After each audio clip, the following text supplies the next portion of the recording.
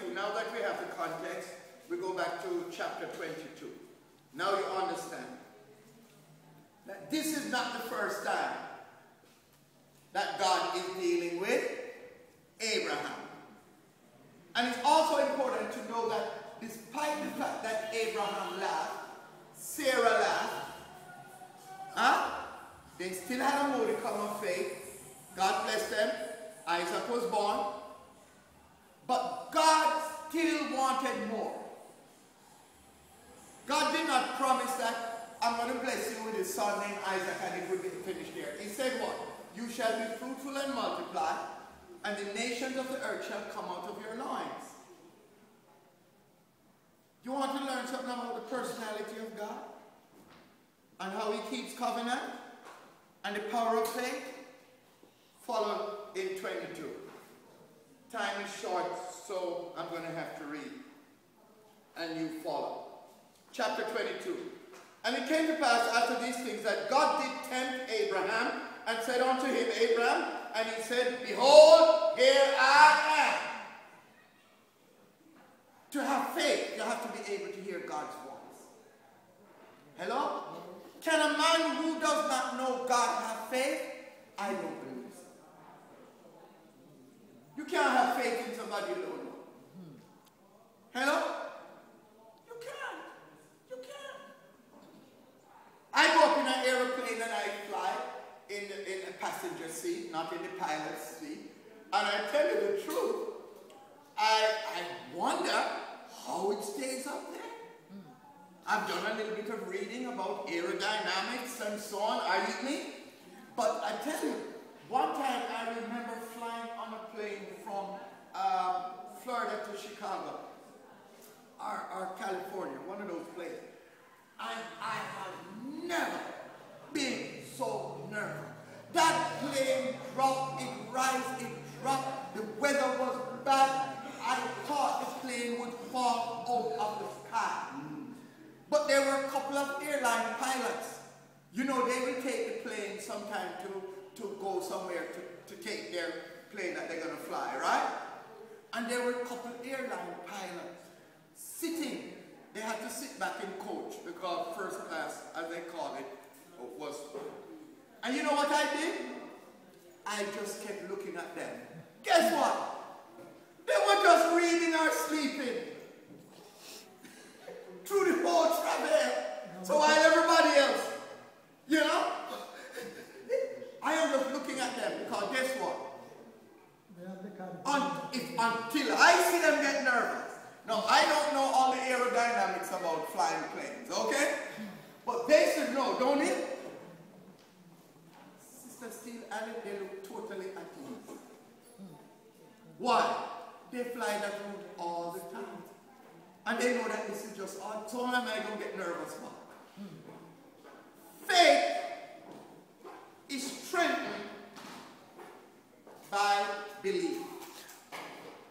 And belief is strengthened by knowing the object of that belief. So, the scripture says that, oh my God, we shall have time. God tempted him. Would God tempt you? You think God tests you? Let's say test. Yeah. Yes. A lot of things that come up in life that we are going and cuss by the way and go see mother and pork one sharp machine and speak foolish things. Just a test. Just like our tests come for you. But faith in God already said that test is just a test. You're past it, just do what you have to do. That profession of medicine or dentistry or whatever is already promised to you if it's God's will for your life. Alright, so it says, and he said, take now thy son. This is where me and April come in now. And I do not know that I could pass this test. Please God, don't give me this test. Take your son, your only son Isaac, whom thou lovest, and get thee into the land of Moriah and offer him there for a burnt offering upon one of the mountains which I will tell you of.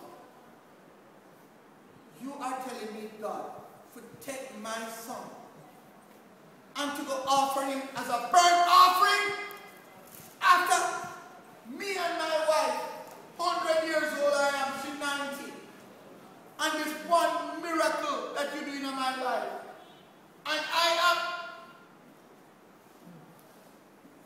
hands of those of you who have passed that test.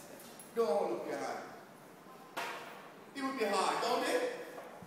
Many times we keep facing and say, God, we don't understand. I passed it. Yeah. God, we don't understand.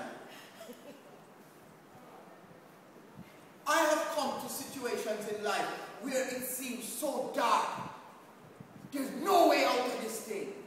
I can't do it. I can't find the money. I can't find the help. I can't do it. Everybody, everything turned around. Every step we take is another pit. And if you don't mind, you start cursing the sun that day. You start cursing the day that you were alive. Don't they? You start blaming everybody. You start do foolish things. You almost sell your body. Forget it. You don't know people do that. People turn back. People give up.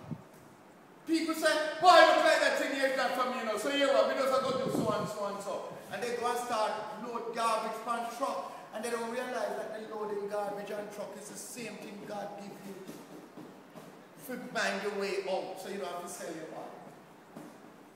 Are you following me? So verse 3. And Abraham rose up early. What did Abraham do? Somebody say faith. Somebody say, I wish I had faith like Abraham's faith. Early. And took 2 of his young men with him, and Isaac his son, and he cut the wood for the burnt offering, and rose up and went into the place of which God had told him. To exercise faith, you have to be obedient. You can't be breaking every rule of God and still say you have faith, say God, I'm going to take you out of this thing. Hello? No, it's true. You cannot be breaking everything that God tells you to do in His commandment and still saying, but faith will save you. Then on the 3rd day, Abraham lifted up his eyes and saw the place afar off. And Abraham said unto his young men, abide here with the ass, stay here with the jackass, and I and the lad will go yonder and worship and come again. By the way, he didn't say, me and the young lad, my son, Isaac will go and worship and both of us will come again, you know. Are you me? He never said the 2 of us will come back, you know. He didn't lie, are you me? If we take this literal, he said, you stay here, the 2 of you, with the donkey. Me and my son, Isaac, who I love so much, we're going to go. The poor boy don't know what is waiting for him. What is waiting for him? God tell his father to do what? Sacrifice him as a burn. What kind of offering? Burn. No. What kind of offering? Burn. Mean that what? You have to set what? Fire to him. You do that to your son? We have an honest brother in the church. He didn't even think. He said, no, I wouldn't. No, that much faith. And Abraham took the wood of the burnt offering and laid it upon Isaac his son.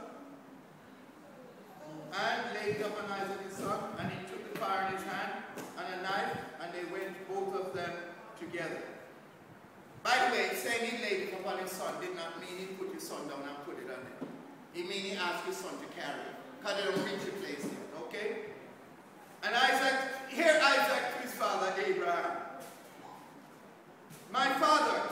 And he said, here I am, my son. And he said, behold the fire and the wood, but where is the lamb for a burnt offering? And Abraham said, my son, God will provide himself a lamb for a burnt offering. So they went both of them together. 9. And came they to the place which God had told him of. And Abraham built an altar there, and laid the wood in order, and bound Isaac his son, and laid him on the altar